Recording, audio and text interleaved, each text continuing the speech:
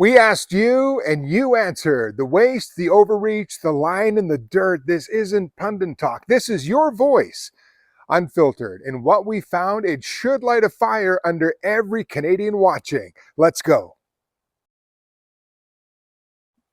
Welcome to the very first Community Unfiltered. My name is Dan, and every story today was chosen by you from the comments in the DMs from the folks who show up on TikTok, Facebook, Instagram, and right here on YouTube. So if you see yourself in here, yeah, that's the point of today. And trust me, stick around. What happens in segment 3, it's going to blow your mind. All right, let's get into the very first Community Unfiltered. We asked Canadians what they wanted to talk about, and the number one answer, waste.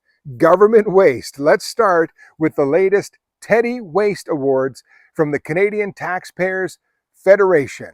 Yep, the Teddy Awards. If you've never heard of them, the Canadian Taxpayers Federation, the CTF, they're an independent, nonpartisan advocacy group that fights for lower taxes, less waste, and more accountability at every single level of government across the country. And every year they hand out these golden pigs, the golden trophies called Teddies, to the worst government wasters in the country. It's named after Ted Weatherill, a federal appointee who was fired in the 90s for submitting a $700 lunch for two in France.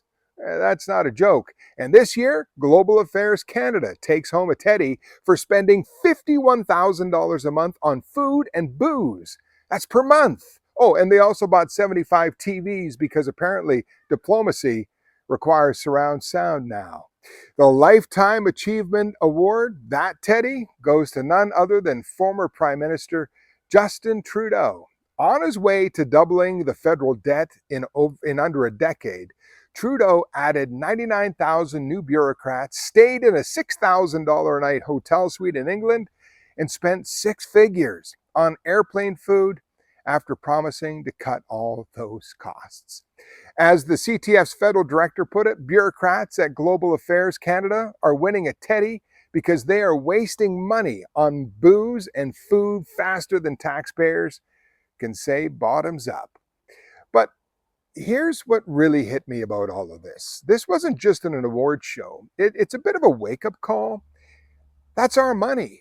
That's our future. And what's wild is no one's getting fired over it. No one apologizes. They just keep doing it year over year. That's why these awards matter from the CTF, because when no one's watching, this is what they do. But we're now watching, and it's time we all knew about it. Now, you think that's bad. What we're about to talk about in segment 2, it's going to hit even harder because it's not just about waste. It's about power and punishment. So stay with me. Let's talk about something raw and real, and honestly, completely hard to believe here in Canada. So the federal government used the Emergencies Act during COVID to shut down protesters in Ottawa, to freeze bank accounts, spy on Canadians, not criminals, donors, parents, retirees. And this year, the Federal Court of Canada ruled it was wrong, unconstitutional, and illegal. But here's the part that really broke me, and it should break you too. Two people, Chris Barber, Tamara Leach, are now facing 8 and 7 years in prison. For what? Mischief and obstruction. Not assault, not weapons, not threats, not violence. These two Canadians stood up. And maybe you agree with them, and maybe you disagree with them. But 8 years, that's not justice. That's a warning. That's an example being made. And it's not just me saying this. The Crown is asking for prison time longer than some violent offenders get for what? A peaceful protest. Even Conservative leader Pierre Poilievre is calling this out. Here's what he said, and he posted it on X. Let's get this straight. While rampant violent offenders are released hours after their most recent charges, and anti-Semitic rioters vandalize businesses, terrorize daycares, and block traffic without consequences, the Crown wants 7 years prison time for the charge of mischief for Leach and Barber. How is this justice? He called it what it is. It's a political prosecution. But I think here's what nobody in government wants to talk about because it cuts too deep.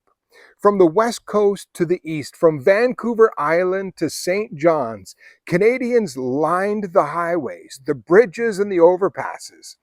They weren't holding pitchforks, they were holding Canadian flags. Moms with strollers, grandparents, veterans, truckers, kids, dogs in winter jackets. It wasn't hate. It wasn't chaos. It was national pride. It was people saying, we're still here and we're still proud to be Canadian, but we disagree. Governments always talk about unity, about bringing Canadians together. Well, show me something more unifying than thousands of people from all walks of life waving the same red and white Canadian flag in minus 30-degree weather because they believed in a cause. Now, you can disagree with the convoy, but you can't deny that that was Canada showing up. And the courts have now ruled invoking the Emergencies Act to crush all of that was offside. So how can what's happening to Tamara and Chris also not be offside? We're hearing it in the comments over and over. If this is what happens to peaceful protesters, what happens to the rest of us when we speak out? And if that question doesn't send a chill down your spine, it should.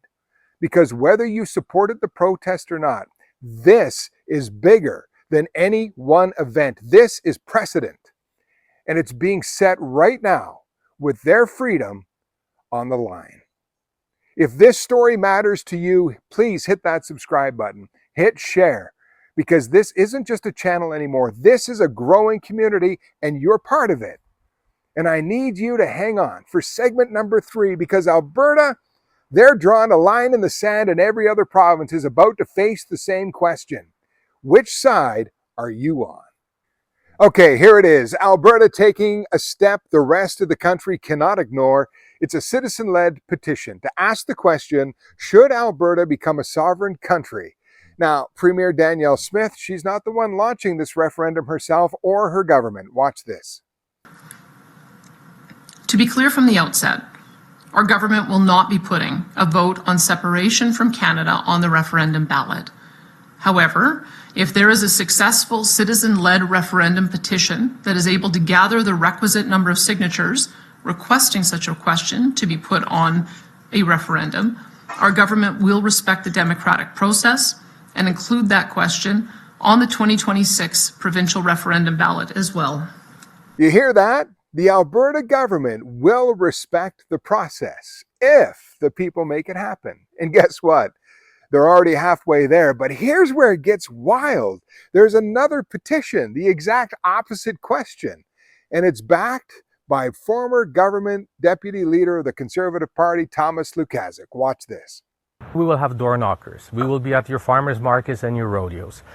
We will be pulling groups together like labor unions and ethnocultural associations. His question competes with another referendum question that's now under review by the courts. The proposed question, do you agree that the province of Alberta shall become a sovereign country and cease to be a province in Canada, is led by the Alberta Prosperity Party. The chief electoral officer says it needed to be referred to a judge in order to confirm it doesn't violate the Constitution. 2 questions, 1 choice, and the courts are now involved. This isn't just political noise. This is a province saying we want the power to choose our future. So here's my question to you, because this whole episode is about you. What would it take for your province to do the same in Canada? And if they did, would you sign it? Drop it in the comments below. I try to read every comment and respond. You know what? We're only scratching the surface of this conversation. More community-led episodes are coming up in the future, and they're going to only get bigger because we're building something here, and you're a part of it. From the folks dropping comments on TikTok and Facebook to those of you right here on YouTube, I really want to just stop and say thank you. If you haven't subscribed yet, now's the time. And if you want to help us grow, share this video, drop a comment, or even hit up a super thanks. We'd appreciate that. You can also follow us on Instagram, Facebook, TikTok, and X. Links are in the description below. And if you want your voice featured in the next episode, you know what to do. Drop a comment. This is Community Unfiltered. This is just the beginning. My name is Dan, and we'll see you in the next video.